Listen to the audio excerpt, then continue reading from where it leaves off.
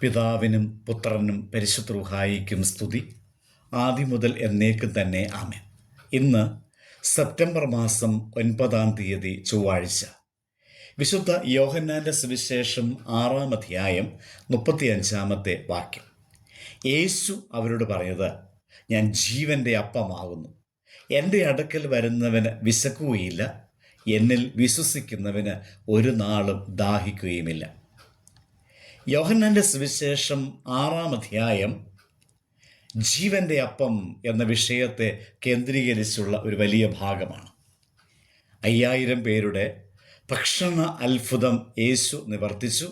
തുടർന്ന് ജീവൻ്റെ അപ്പത്തെക്കുറിച്ചുള്ളതായ വെളിപ്പെടുത്തലുകൾ നടത്തുകയാണ്. യേശുവിൻ്റെ ഉദ്ദേശം സാധാരണ ഭക്ഷണം നൽകുന്നതല്ല, മറിച്ച് നിത്യജീവനെ നൽകുന്ന ദൈവിക അപ്പം താൻ തന്നെയാണ് എന്ന് വ്യക്തമാക്കുന്നു.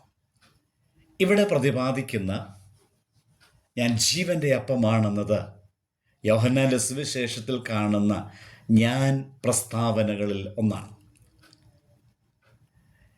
ഈ പ്രസ്താവനകളിൽ ദൈവത്തിൻ്റെ സ്വഭാവം തുറന്ന് കാണിക്കുകയും ഈ ഞാൻ പ്രസ്താവനകൾ മോശയോട് പുറപ്പാട് പുസ്തകത്തിൽ 3-ാം അധ്യായത്തിൻ്റെ 14-ാമത്തെ വാക്യത്തിൽ വെളിപ്പെട്ട ഞാനാകുന്നു എന്ന ദൈവത്തിൻ്റെ സ്വയപ്രഖ്യാപനത്തെ ഓർമ്മപ്പെടുത്തുകയാണ്. അപ്പം മനുഷ്യൻ്റെ അടിസ്ഥാന ഭക്ഷണമാണ്. യേശു പറയുന്നത് ഞാൻ ജീവൻ്റെ അപ്പമാകുന്നു എന്നാണ്. ഇത് കുറിക്കുന്നത് യേശു ആത്മാവിൻ്റെ പരിപൂർണ പോഷകവും നിത്യജീവൻ്റെ ഉറവിടവുമാണ് എന്നതാണ്. മരുഭൂമിയിൽ മന്ന ദൈവം കൊടുത്തു, എന്നാൽ അത് താൽക്കാലികമായിരുന്നു. അവർ മരിച്ചു. എന്നാൽ ക്രിസ്തു നൽകുന്ന ജീവൻ്റെ അപ്പം നിത്യജീവൻ നൽകുന്നു.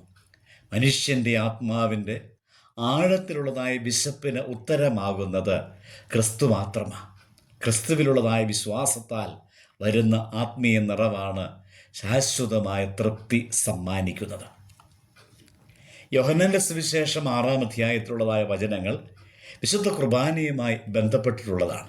വിശ്വാസികൾ വിശുദ്ധ കുർബാനയിൽ പങ്കുചേരുമ്പോൾ ജീവൻ്റെ അപ്പമായ യേശുവിനെ ഭക്ഷിക്കുവാൻ സാധിക്കുകയും ക്രിസ്തുവിൻ്റെ ജീവൻ അനുഭവിക്കുവാൻ ഇടയായി തീരുകയും. അപ്പോൾ വിശുദ്ധ കുർബാനയിൽ പങ്കുചേരുന്നത് വെറും ആചാരം മാത്രമല്ല, ക്രിസ്തുവിൻ്റെ ജീവൻ സ്വീകരിക്കലാകിയാൽ കുർബാന അനുഭവം നമ്മുടെ ശക്തിയായിട്ട് തീരേണ്ടതുണ്ട്. നമ്മുടെ വിശ്വാസ ജീവിതത്തെ ശക്തിപ്പെടുത്തേണ്ടത് തുടർച്ചയായിട്ടുള്ള വിശുദ്ധ കുർബാന അനുഭവമായി തീരണം. യോഹന്നാൻ്റെ സുവിശേഷം 6-ാം അധ്യായത്തിൽ 35-ാമത്തെ വാക്യത്തിൽ ക്രിസ്തു വെളിപ്പെടുത്തുന്നു, യേശു മനുഷ്യരുടെ ആവശ്യം നിറയ്ക്കുന്ന ദൈവിക ജീവൻ്റെ അപ്പം ആണെന്നത്. യേശുവിനെ സ്വീകരിക്കുന്നവർക്ക് ആത്മീയ വിശപ്പും ദാഹവും ഒരിക്കലും ഉണ്ടാകില്ല. കാരണം യേശു മാത്രമാണ് നിത്യജീവൻ്റെ ഉറവിടം. നമുക്കും ക്രിസ്തുവിനെ അനുഭവിച്ച് ശക്തി പ്രാപിക്കുവാനായിട്ട് ഒരുങ്ങാം. നമുക്കിങ്ങനെ പ്രാർത്ഥിക്കാം.